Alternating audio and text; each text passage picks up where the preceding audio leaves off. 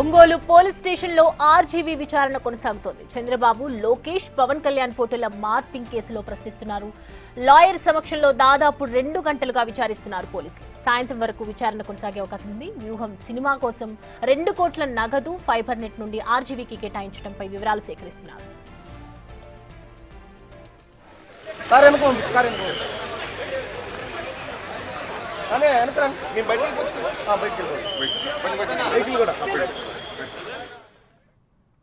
ఇక ఈ అంశానికి సంబంధించి పూర్తి డీటెయిల్స్ అందించడానికి మా ప్రతినిధి జయరాం సిద్ధంగా ఉన్నారు.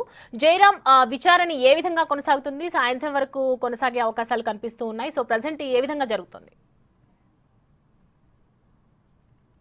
సౌమ్య, దర్శకుడు రామ్ గోపాల్ వర్మ ఒంగోలు రూరల్ స్టేషన్కు అయితే విచారణ నిమిత్తం అయితే ఈరోజు 12 o'clock అయితే ఇక్కడికి రావడం జరిగింది. ప్రస్తుతం ఆయనటువంటి ఈ ఒంగోలు రూరల్ పోలీస్ స్టేషన్ అయితే ఆర్జీవీని ఒంగోలు రూరల్ సిఎస్ శ్రీకాంత్ అయితే విచారిస్తున్నారు.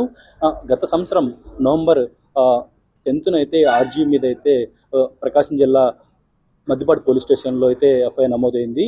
సోషల్ మీడియాలో అంటే గత సంవత్సరం 2024 సార్వత్రిక ఎన్నికలకు ముందు ఇప్పటి సీఎం చంద్రబాబు నాయుడు, అదేవిధంగా నారా లోకేష్, ఇటు డిప్యూటీ సీఎం పవన్ కళ్యాణ్, ఈ ముగ్గురుపై మీద అప్పుడు ట్విట్టర్లో ఇటు అసభ్యకరంగా ఫోటోలను మార్ఫింగ్ చేసి ఇటు ఎక్స్లో అయితే అప్పట్లో అయితే ట్వీట్ చేశారు. ఆ నేపథ్యంలో ఇటు టీడీపీ నేత రామలింగం అయితే ఇటు కంప్లైంట్ ఇచ్చారు. తమ మనోభావాలను దెబ్బతినే విధంగా ఆర్జీవీ తమ నాయకులను, తమ అభిమాన నేతలను ఇటు ట్విట్టర్లో ట్వీట్ చేశాడు. ఆ ఫోటోలో, ఆ మార్ఫింగ్ ఫొటోస్ తమను ఎంతో బాధపడే విధంగా అయితే ఉన్నాయని కూడా అయితే రామలింగం అయితే అటు మదిపడి పోలీసులకు కంప్లైంట్ చేయడంతో ఆ తర్వాత నవంబర్ 10న అయితే ఆర్జీవీ మీద అయితే ఇటు ఎఫ్ఐఆర్ నమోదు చేశారు. ఆ తర్వాత ఆర్జీవీకి గత నెలలోనే ఇటు 19న ఇటు 25 ఈ రెండు తేదీలలో అయితే నవంబర్ నెలలో అయితే ఇటు విచారణకు రమ్మని అయితే అప్పటికి ఇటు నోటీసులు జారీ చేశారు. అయితే ఆర్జీవీ నవంబర్ నెలలో గత సంవత్సరం అయితే ఆయన అజ్ఞాతంలో వెళ్ళిపోయారు. ఆ తర్వాత ఇటు ఏపీ హైకోర్టును ఆశ్రయించారు ఈ కేసులో. ఇటు ఏపీ హైకోర్టు కూడా అయితే ఆర్జీవీకి అయితే ముందస్తు బెయిల్ కూడా ఇచ్చింది. ఇటు అరెస్ట్ కాకుండా ఈ కేసులో కూడా అయితే అప్పుడు ఇటు ఉపశమనం అయితే కలిగించింది. ఆ తర్వాత ఆర్జీవీని ఇటు ఒంగోలు రూరల్ పోలీసులు ఫిబ్రవరి 4వ తేదీన మళ్ళీ వాట్సాప్లో అయితే నోటీసు పంపారు. ఈ కేసు విచారణకు రమ్మని అయితే ఆ నోటీసులో యొక్క సారాంశం. అయితే ఈ నెల ఈ రోజు 7వ తేదీ కావడంతో ఇటు ఆర్జీవీ అయితే ఒంగోలు రూరల్ పోలీస్ స్టేషన్కి అయితే వచ్చిన పరిస్థితి కనపడుతుంది. ప్రస్తుతం అయితే స్టేషన్ వద్ద ఒకసారి సిచ్యువేషన్ చూడొచ్చు.